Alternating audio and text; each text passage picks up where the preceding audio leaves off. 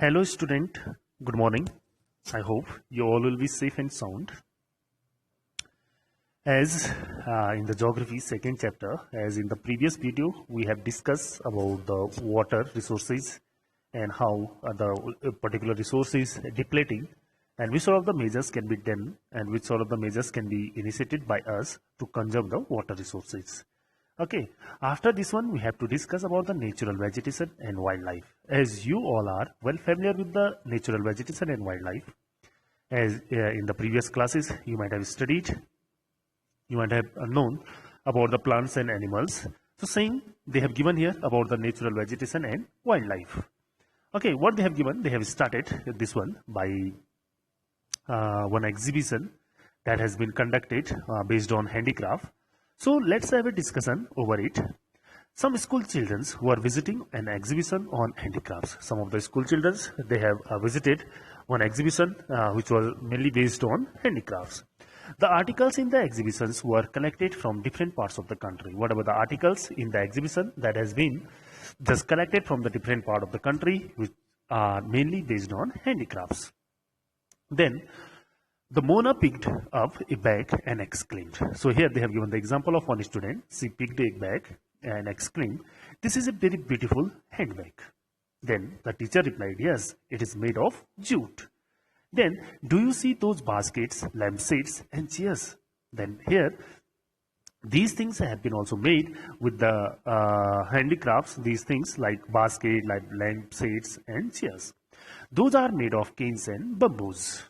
Okay, you are well familiar with the bamboos that has been also found in the localities in the eastern and northeastern humid region. In the eastern and the northeastern part of our country, mainly this is the region of humid region where you can get the humidity in the soil. Bamboo grows in plenty, so you can see more of the plants which is of bamboo. Jessie was excited to see a silky scarf. So here they have given the example. So she was excited to see a silky scarf. "See this beautiful scarf." The teacher explained that silk is obtained from the silkworm. These are there on mulberry trees. As we all know that in mulberry trees, these silkworms are reared and the silk is obtained from them. The children understood that plants provide us with many different products that we use in our day-to-day life. So after this one, after seeing these all the things, so the children, they came to know, they understood, so these plants are very precious and very valuable for the human beings, and these plants provide us many different kind of the products that we use in our daily life. Natural vegetation and wildlife exists only in the narrow zone of contact between the lithosphere, hydrosphere and atmosphere that we call biosphere. So here they have told about the different spheres, about the natural vegetation, mainly the plants and animals. These exist only in a narrow zone of contact between the lithosphere, as we have discussed about the lithosphere in the previous classes as well. That is lithosphere, that is the top portion, the upper crust, the top layer of the earth. It is lithosphere. Hydrosphere, domains of the water, and the atmosphere, the thin layer of the air. And by just connecting with each other, these spheres, it is known as biosphere. In the biosphere, living beings are interrelated and interdependent on each other for survival. As we all know that in the biosphere, whatever the living beings are there, living organisms are there, these are interrelated and interdependent on each other for their survival. If you take the example of the human beings, we are totally dependent on the plants. Then this life supporting system is known as ecosystem, and this life supporting system which is known as ecosystem. Okay, then vegetation and wildlife are valuable sources. As we all know that these plants and the animals, these are very valuable resources. Plants provide us with timber, give shelter to animals, produce oxygen we breathe, protect soils, so essential for growing crops, act as shelter belts, help in storage of underground water, give us fruits, nuts, latex, turpentine oil, gum, medicinal plants, and also the paper that is so essential for your study. So they have given, so how these plants are very useful for the human beings, as they have given. So it provides us timber for constructing, for making the valuable valuable wood. So the timber we get it from the plants. These forest areas, these plants are also the shelter for the animals, and it produces the oxygen. We know plants release the oxygen, and it also just essential for growing crops, and that is shelter belts, as well as which just break the speed of the winds, and the storage of the underground water. And the plants provide us the fruits, nuts, latex, turpentine oil, gum, medicinal plants, and also the paper which is being used by us. This also we get from the plants. There are innumerable uses of plants, and you can add some more. Innumerable mean to say we can't number, means plenty of the uses of the plants, lots of the uses of the plants which is in our day-to-day life. That is why we can also just add some more uses of the plants. Then they have given here about the wildlife. Wildlife includes animals, birds, insects, as well as the aquatic life forms. So in wildlife, we include the animals, birds, and small insects, as well as the aquatic, the things which is mainly found in the water. They provide us milk, meat, hides, and wool.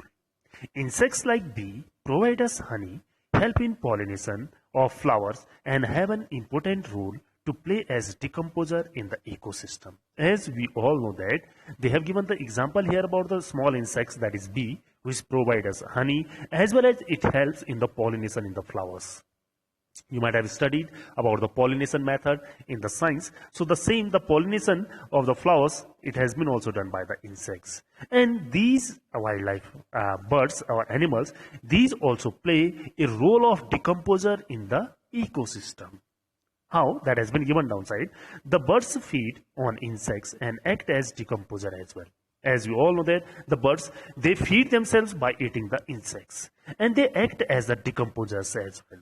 Vultures, due to its ability to feed on dead livestock, is a scavenger and considered a vital cleanser of the environment. If any dead body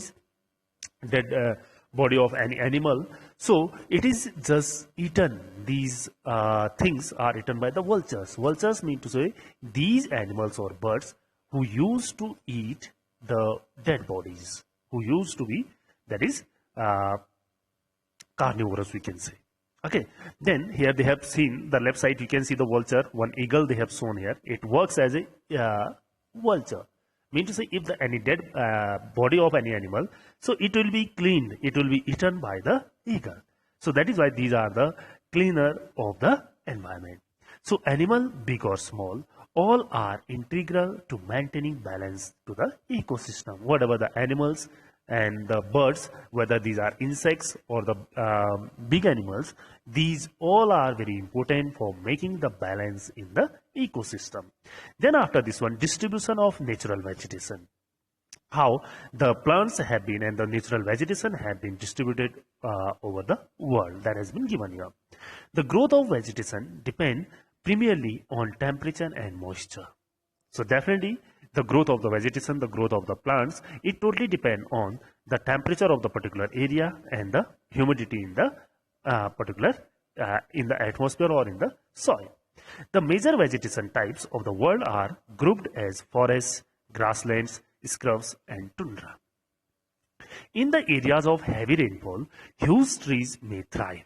In the areas where there is a tendency of heavy rainfall, where it occurs the heavy rainfall, so you can see the huge trees over there, thick forest areas will be over there. And the forests are thus associated with the areas having abundant water supply. That is why these forest areas, then these areas with the abundant means huge water supply from these areas. As the amount of moisture decreases, the size of trees and their density reduces. As they have told here, when the amount of the humidity that decreases in the soil and the atmosphere, so definitely the size of the trees and the density of the trees will be decreased. Short, stunted trees and grasses grow in the region of moderate rainfall, forming the grasslands of the world. As short, stunted Short stern means the small height trees, and the grasses, these are grown in these areas where there is a tendency of moderate rainfall. Moderate means normal rainfall. Then thorny shrubs and scrubs grow in the dry areas of low rainfall. As we all know that where there is a very less rainfall and very little rainfall, in these areas the thorny bushes and scrubs, these are grown. Mainly in the desert area, we can say. In such areas, plants have deep roots and leaves with thorny and waxy surface reduce loss of moisture through that is transpiration. Here they have given, so in these areas, the plants will have the deep roots for getting the moisture from the soil, as well as the leaves will be thorny and there's a waxy surface will be there of these plants.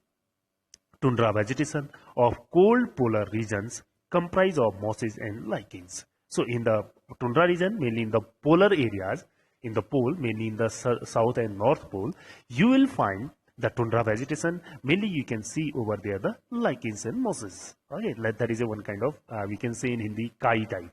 Okay, today there are more people in the world than there were 2 centuries back. If you compare, if you see the today's world, if we go through the 200 years back, so the population was very less compared to today.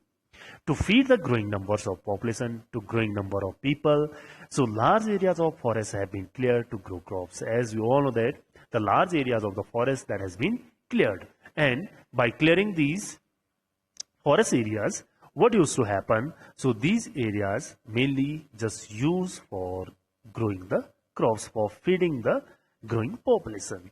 That is why forest cover all over the world is vanishing rapidly. So whatever the forest cover on all over the world, it is clearing, it is being destroying very rapidly by the human beings. There is an urgent need to conserve this valuable resource. So there is an urgent call and urgent need to conserve, to preserve this valuable resource. Then conservation of natural vegetation and wildlife. What they have given under this one, see, forests are our wealth. As we all know that these forests are our wealth. Plants give shelter to the animals, and together they maintain the ecosystem. And these plants, they give the shelter to the animals. These are the home for the animals, and together the plants and animals, they just maintain the ecosystem.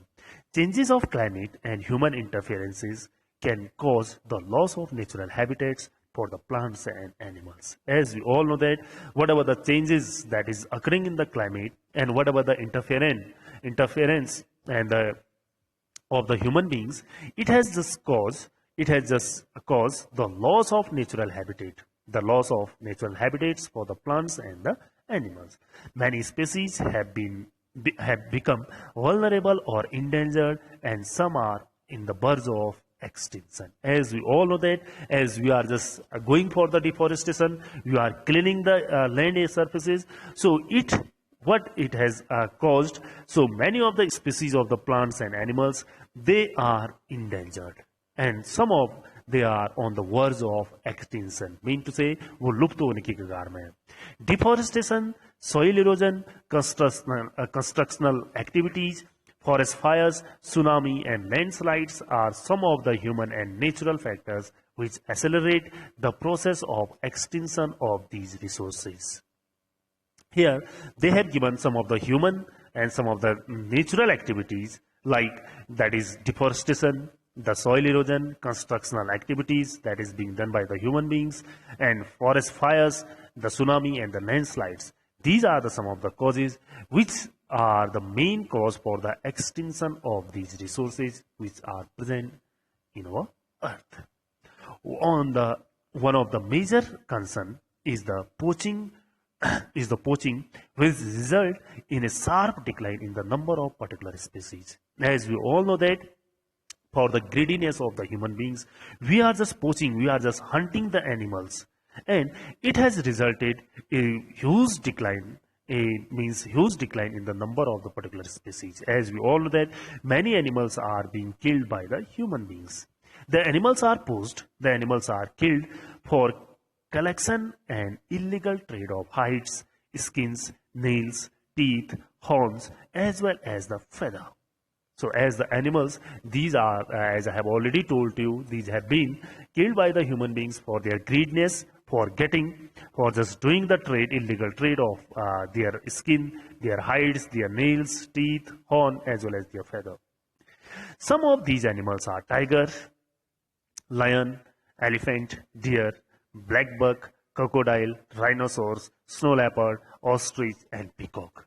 These have been killed by the human beings. These can be conserved by increasing awareness. We can just conserve, we can just preserve these animals by increasing the awareness among the people. National parks and wildlife sanctuaries, biosphere reserves are made to protect our natural vegetation and wildlife. And you might have known, and you might have gone through, and you might have visited different national parks, wildlife sanctuaries, and biosphere reserves. This has been initiated by the government for protecting the natural vegetation and wildlife. Conservation of creeks, lakes, and wetlands is necessary to save the precious resources from depletion. So, the conservation of creeks, the lakes, and as well as the wetlands, these are very necessary to save and to save our valuable resource from depleting. As these are depleting, so we have to be initiate to conserve these resources. This is a balance in the environment if the relative number of species is not disturbed. So, whatever the species of plants and animals these are found, so if we wanted to make a balance in our environment, so we should not just deplete these things. We should not go for disturbing to these vegetation and wildlife. Human activities in several parts of the world have disturbed the natural habitats of many species. As we all know that just because of human activities and human greediness, so it has been disturbed many habitats of the different species. And even you can see here some of the news paper cutting they have shown here. So how the things have been just done in the different periods that has been shown in the newspapers cutting. So after this one, due to indiscriminate killing, several birds and animals have either become extinct or are on the verge of extinction. Just because of indiscriminate, mean to say without thinking we are killing the several birds and animals, just because of killing and poaching of these animals. So either these animals species have extinct, या तो लुप्त हो गई है, या they are on the verge of extinction, या लुप्त होने की कगार पे है. Okay, awareness programs like social forestry and Van Mahotsav should be encouraged at the regional and community level. So what we have to do, we have to just awareness programs we have to initiate. That like Van Mahotsav should be encouraged at the regional and community level. School children should be encouraged to bird watch and visit nature camps so they are appreciate the habitat of varied species, the different species. So the children, they may go, they may visit to different kind of the national parks and world sanctuaries. So through this one, they can just appreciate their habitats of the different species. And here they have shown, they have given the glossary about the national parks. So you can see a natural area that is designated to protect the ecological integrity of one or more ecosystems for the present and for future generation, for protecting mainly the wildlife and natural vegetation. Whatever the area that has been designated, that has been made by the, just protected by just maintaining the ecological balance over there. This area is known as National Park. Then, as we all know that Van Mahotsav and even the Environment Day on every year 5th of June we used to celebrate. So these are all the awareness programs. By initiated these programs, so we can make the people aware about the natural vegetation and wildlife. Many countries have passed laws against the trade as well as the killing of birds and animals. As we all know that, even including our country, so it has passed many laws for against the trade as well as the killing of the birds and animals. In India, killing lion, tigers, deers, great Indian bustard, and peacocks is illegal. If you are killing these animals, so definitely there are some laws, some rules and regulations which can be against you. An international convention that is known as CITES has been established that listed several species of animals and birds in which trade is prohibited. So, one international convention that is known as the CITES, it has been established at the international level, and it has listed several species of the birds and animals in which the trade is prohibited. Means to say, we can't do any kind of the trade, and this trade is totally prohibited by this. Conservation of plants and animals is an ethical duty of every citizen. So, conserving the plants and the animals, it is the main duty and the ethical, एक नैतिक कर्तव्य, that is the ethical duty of each and every citizen of the country. So here, they have also shown about the biosphere reserves, the series of protected areas linked through a global network intended to demonstrate the relation between conservation and development. Then they have given here about the CITE, the Convention on International Trade in Endangered Species of Wild Fauna and Flora. That means to say, animal and plants is an international agreement between governments. This is an agreement among the different governments. So its main purpose, main aim to ensure that the international trade in the specimens of wild animals and plants does not threaten their survival. Roughly 5,000 species of animals and 28,000 species of plants are protected. Bears, dolphin, cacti, corals, that is orchids, and aloes are some of the examples. This is all about the chapter they have given, and the work, the main purpose of the CITE to ensure that is the international trade in the specimens of the wild animals that does not threaten, that does not just get fear for their survival. So roughly these have been protected. Roughly 5,000 species of animals and 28,000 species of plants are protected under this CITE. This is all about the chapter as we have discussed. So after this one, the question answers have been given. That will be discussed soon. Okay.